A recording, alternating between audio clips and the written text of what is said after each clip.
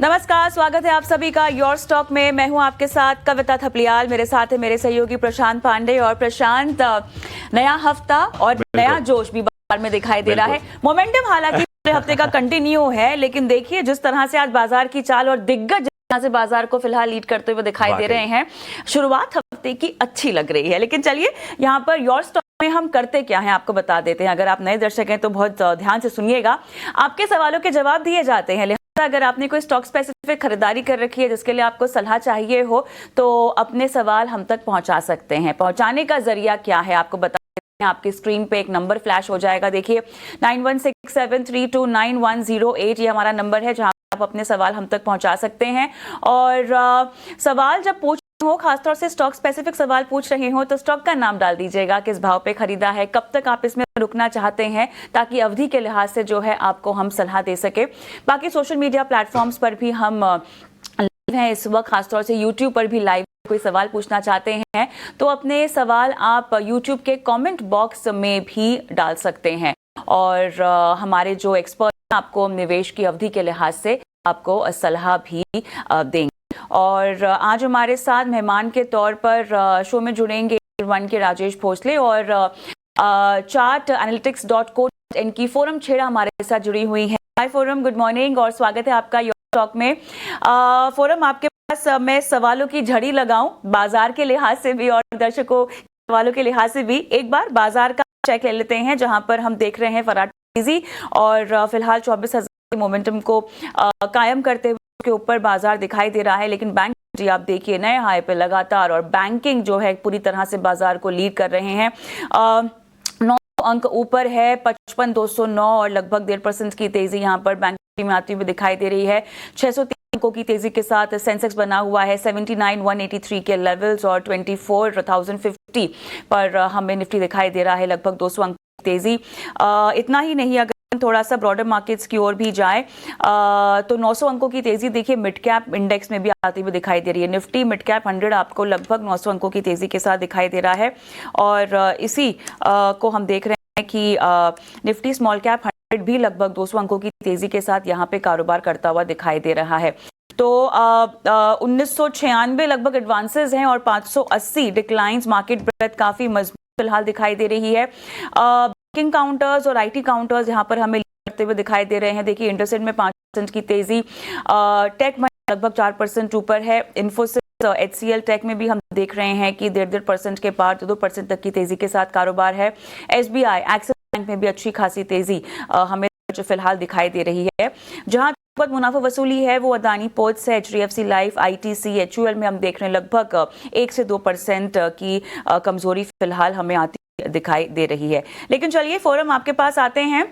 और फोरम, अब यहाँ पर नए हफ्ते की शुरुआत भी हो गई है और सोमवार काफी अच्छा दिखाई दे रहा है। अहम लेवल्स क्या हैं आपके लिए? राजेश भी मेरे साथ जुड़ गए। राजेश भोसले, आपका भी स्वागत है।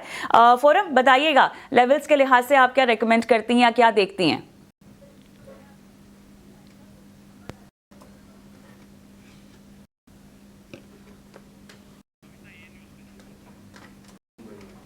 फोरम, आपकी आवाज नहीं आ रही है, आप म्यूट पर हैं।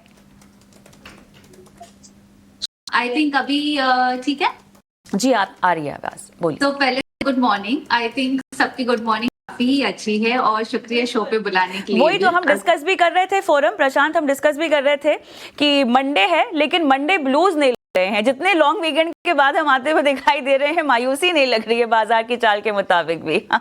डेफिनेटली आई थिंक ये सोमवार सब लोग आई थिंक बहुत अच्छे से आई थिंक देख रहे होंगे और आई थिंक लुकिंग फॉरवर्ड कि हाँ ये अभी वीक शुरुआत तो अच्छी हुई है। अभी हम मार्केट जैसे निफ्टी की बात करें, हमने एक अच्छा से मोमेंटम भी देखा है निफ्टी में। जब एक अच्छा सा बॉटम बना 21,900, इंट्राडे पे हम 21,700 का वहां पे भी ऑलमोस्ट गए, पर एक क्लोजिंग बेस पे देखे तो हमने ऑलमोस्ट 21,960 22,000 के ऊपर दी। तो एक अच्छा सा डबल बॉटम फॉर्मेशन बन गया था। और अभी हमने जो एक अपसाइड मोमेंटम भी देखी है लास्ट, अगर हम 10 दिन में बात करें तो एक बहुत अच्छी रैली, एक सस्टेनेबल रैली देखी, जहां पे कि हमें एक बॉटम फॉर्मेशन लग रहा है कि हाँ अभी यहाँ से हम और एक लोअर बॉटम फॉर्मेशन नहीं देखेंगे। फिलहाल अभी के जो लेवल्स है अराउंड 24,000 जो हमने देखा है या क्रॉस कर रहे हैं, बहुत इंपॉर्टेंट लेवल है, क्योंकि वो साइकोलॉजिकल मार्क भी बन रहा है और प्लस एक 200 डे मूविंग एवरेज है, वो बहुत इंपॉर्टेंट है। अगर हम वीकली बेसिस पे अगर 24,000 के ऊपर क्लोजिंग दे रहे हैं तो यहाँ से और भी मोमेंटम एक्सपेक्ट कर सकते हैं। ओवरऑल इंडिकेट करेगा कि एक ट्रेंड में चेंज आ रहा है जो डाउनवर्ड था, उसके बाद हमने एक साइडवर्ड रेंज देखी और अब यहाँ से हम थोड़ा सा ऊपर की तरफ देख सकते हैं। तो ओवरऑल मेरे हिसाब से अगर हम 24,000 के ऊपर डेली बेसिस पे क्लोजिंग दे रहे हैं, we can expect 24,400 next year के लिए, और आपका सपोर्ट लेवल बनेगा अराउंड 23,400, जहाँ पे 100 डे मूविंग एवरेज है। और अगर हम बैंक निफ्टी की बात करें, रिकॉर्ड हाइज आउट परफॉर्मेंस भी है। बैंक निफ्टी के लिए मैं आपके पास आऊंगी, क्योंकि एक अहम खबर की ओर हमें रुख करना है और नई दिल्ली व्हाइट हाउस के जिस बातचीत का हम सबको इंतजार था, अब वो सब बातें जो है सामने आ रही हैं, हरकत में तमाम ऑफिशियल्स लग रहे हैं। अमेरिका के उपराष्ट्रपति यहाँ पर जेडी वेंस आज 3 दिन के भारत दौरे पर भी पहुंच गए हैं। इस दौरे में आखिर किन किन मुद्दों पर फोकस होगा, सुमिता करार हमारी सहयोगी जो कि ट्रैक कर रही है उसको हमारे साथ जुड़ गई हैं। तो सुमिता, इस हफ्ते जेडी वेंस और उसके बाद अगले हफ्ते एफएमबी यूएस में, बताइए क्या खबर है?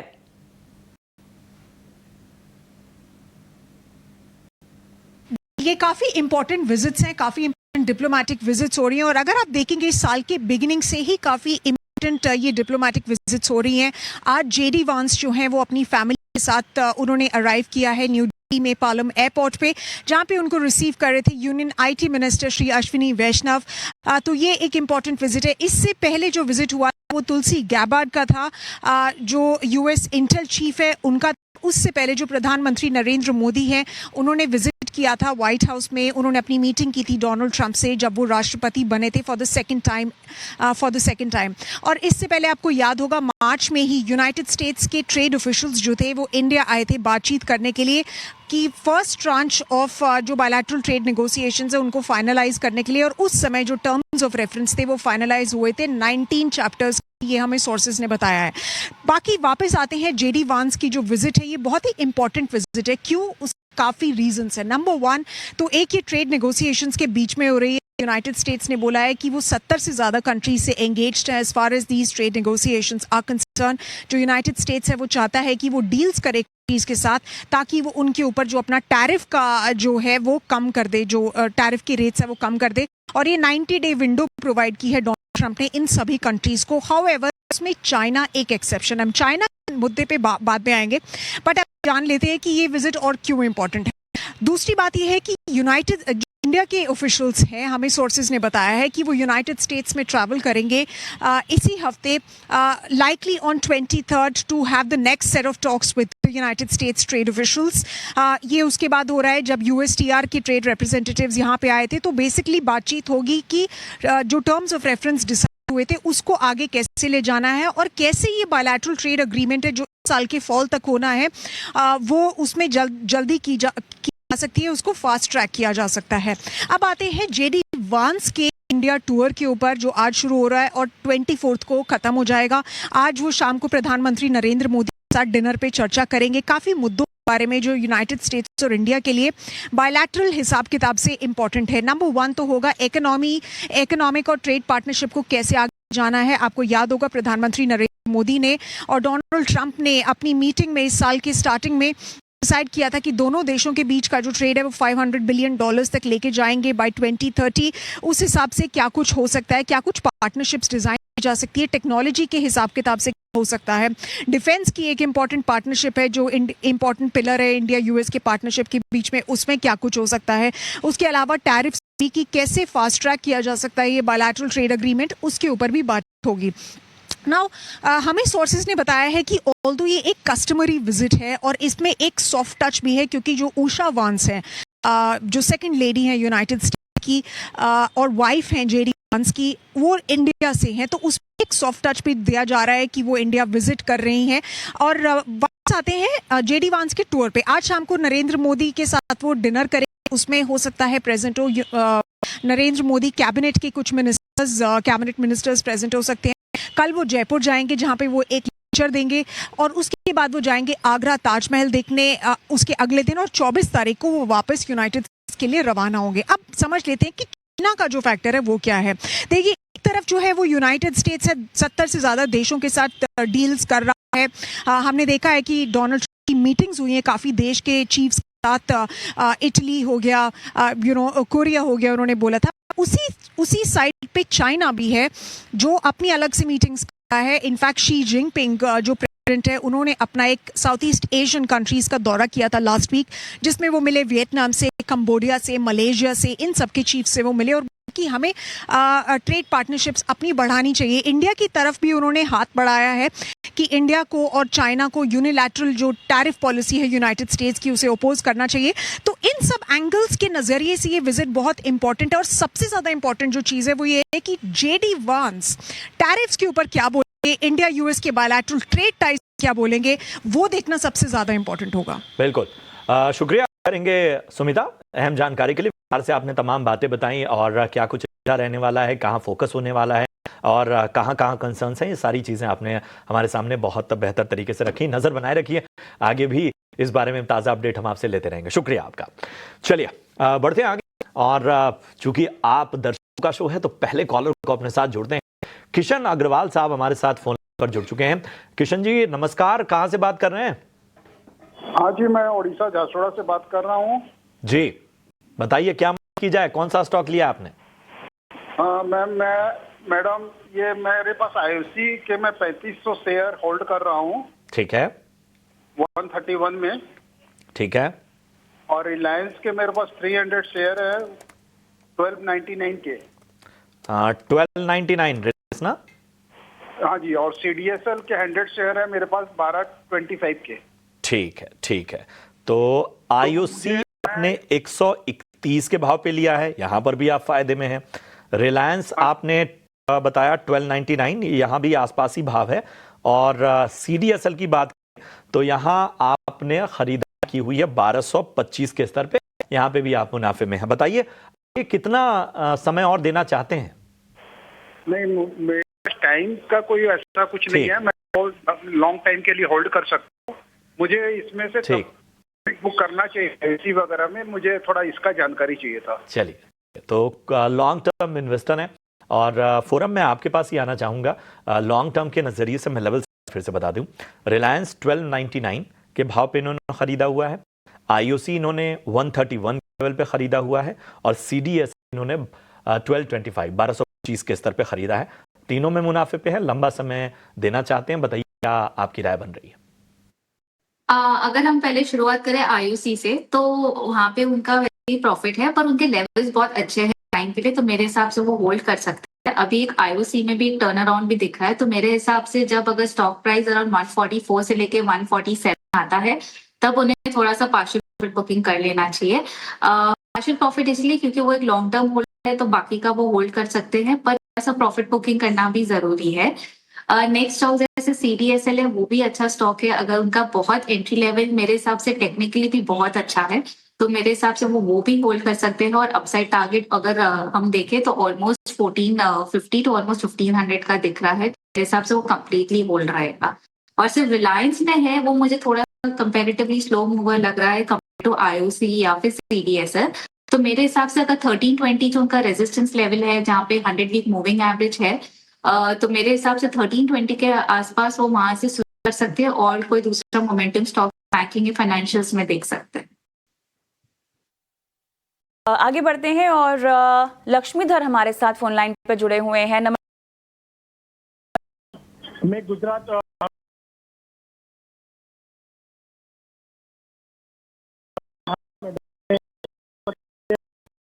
00 में लिया हुआ, तो क्या करूं, सेल करूं, होल्ड कर लो? में है उसमें सर मैडम 5 साल की तो है।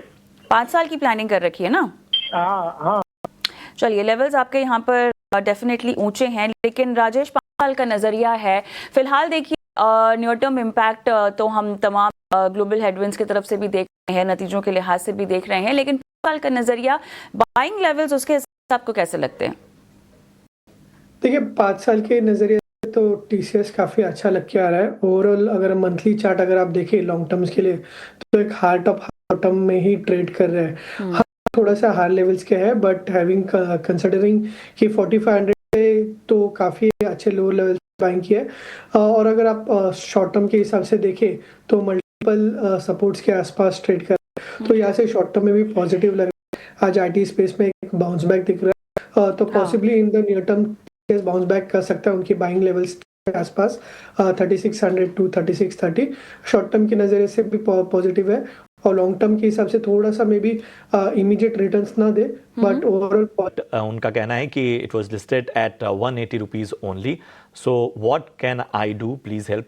वो मर्जर वाले सारे गणित को भी समझना चाहते हैं। फिलहाल हम देख रहे हैं कि आज 203 के भाव पे स्टॉक पहुंचा हुआ है। तो बताएं राजेश जी, क्या करना चाहिए आईटीसी होटल्स में? और थोड़ा सा कंफ्यूजन है इनको, जाहिर सी बात है कि वो मर्जर और बाकी चीज़ों लेकर जो प्राइसिंग है उनको लेकर परेशान है। उनकी जो बाइंग प्राइस शो करती रही वो 574 शो करती रही, और फिलहाल वो अभी वाली प्राइस को लेकर कंफ्यूजन। तो बताइए क्या राय बन रही है उनको? देखिए, आईटीसी या आईटीसी होटल देखिए तो न्यू टर्म पॉजिटिव है। आईटीसी काफी अच्छे प्रीमियम्स के साथ ओपन हुआ था after it's listing, and overall chart भी अगर आप स्ट्रक्चर के तो पॉजिटिव ही लग के आ रहा है, एक हायर बॉटम में दिख रहा है। तो अगर आप इंडिविजुअल स्टॉक वाइज के हिसाब से देखें तो दोनों स्टॉक्स काफी अच्छे हैं। 180-185 के आसपास आईटीसी होटल्स को काफी अच्छा सपोर्ट है, एंड यहाँ से एक्सपेक्ट कर सकते हैं कि पॉसिबली यहाँ से 225 टू 230 के अपसाइड रेंज आईटीसी होटल्स में देखने को मिल सकते हैं।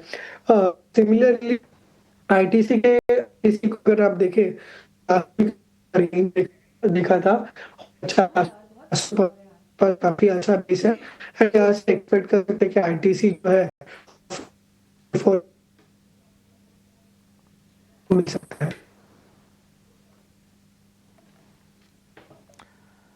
लगता है कुछ तकनीकी दिक्कत है जिसकी वजह से इस वक्त जो है वो राजेश की आवाज़ हम तक नहीं पहुंच पा रही है, लेकिन कोशिश की हमने कि आपको बेहतर तरीके से राय दें।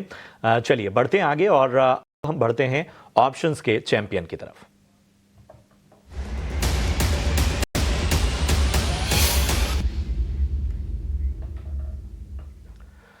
और हमारे साथ इस वक्त सचिन गुप्ता 5 पैसा कैपिटल से जुड़ चुके हैं। सचिन, गुड मॉर्निंग, प्रशांत बात कर रहा हूं। बताइए ऑप्शन की रणनीति इस शानदार बाजार में आप कहां देखते हैं? Very good morning Prashant ji. Well, market में कंटिन्यूसली अपसाइड मोमेंटम्स बने हुए हैं। बैंक निफ्टी अच्छा परफॉर्म करता हुआ नजर आ रहा है, तो उसी को नजर में रखते हुए आज का जो स्टॉक है वो बैंकिंग से ही चूज किया है। स्टॉक का नाम है बैंक ऑफ बड़ौदा।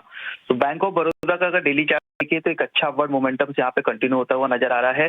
साथ ही साथ में स्टॉक अपने 200 डीएमएस के ऊपर सस्टेन करता हुआ दिख रहा है। रिसेंटली एक जो प्रायर एक हर्डल बना हुआ था 241-42 के आसपास में, वो लेवल्स भी ब्रेक हुए हैं।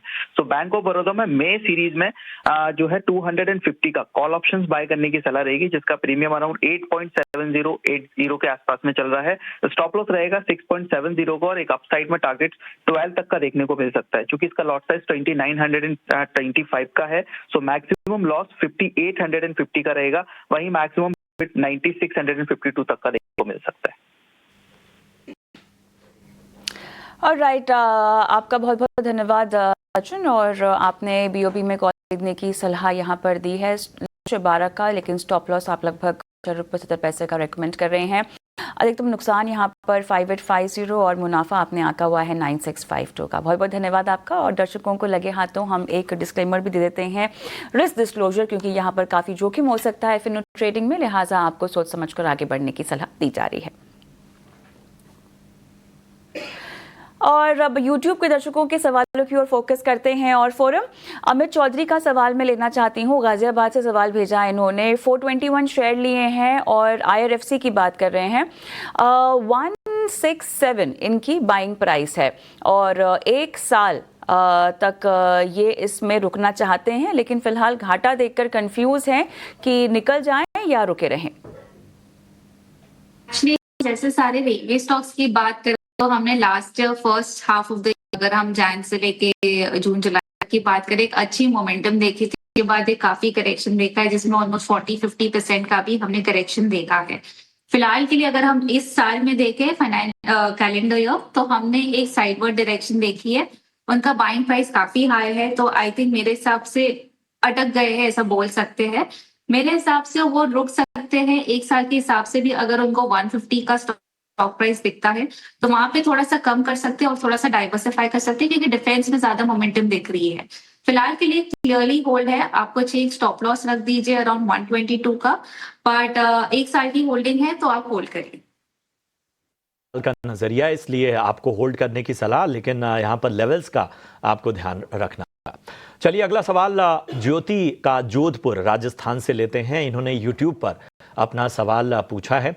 नायका ने खरीदा हुआ है 179 की इनकी बाइंग प्राइस है और फिलहाल जो है वो इस वक्त फायदे में है। 15,000 के ऊपर का फायदा इनको नजर आ रहा है, लेकिन इन्होंने अपना नजरिया नहीं बताया है। फोरम में आपके पास आना चाहूंगा। आज भी हम देख रहे हैं कि लगभग 2.5% स्टॉक ऊपर है और पिछले 5 ट्रेडिंग सेशन से हम देखें तो लगभग 8% जो है उसने उछाल देखा है। पिछले 1 महीने में लगभग 12.5% ये ऊपर हुआ है। तो हमें जरा शॉर्ट टर्म और लॉन्ग टर्म दोनों का नजरिया बताइए नायका पे, क्योंकि इन्होंने नजरिया नहीं बताया। उनका बाइंग प्राइस 179 के पास है तो एक अच्छा रिलेटिवली अच्छा प्राइस है उनका और फायदे में भी है। अगर हम शॉर्ट टर्म के हिसाब से भी देखें तो मेरे हिसाब से अराउंड 207 से लेके 214 तक का एक रेजिस्टेंस है जहां पे उनको अपना प्रॉफिट बुक कर लेना चाहिए। अगर लॉन्ग टर्म के हिसाब से भी है तो भी ज्यादा फिलहाल के लिए मोमेंटम अगर लॉन्ग टर्म के लिए भी नहीं दिख रही क्योंकि वॉल्यूम्स बहुत कम है। अगर थोड़ा सा है कोई भी टर्न अराउंड होता है स्टॉक या फिर हम अप ट्रेंड के लिए रुकते हैं तो वॉल्यूम बहुत इंपॉर्टेंट है, वो इसमें नहीं दिख रहा।